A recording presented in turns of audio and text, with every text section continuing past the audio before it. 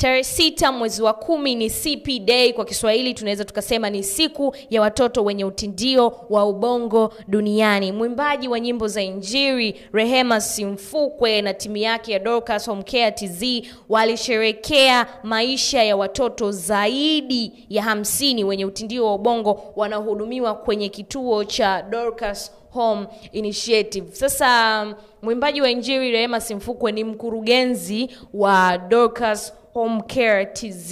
Hii ni sehemu ambayo ina deal au inahusika na kuwatake care watoto wenye utindio wa ubongo. So watoto wengi sana ambao wana ugonjwa wa utindio wa ubongo wako pale Dorcas Home Care TZ.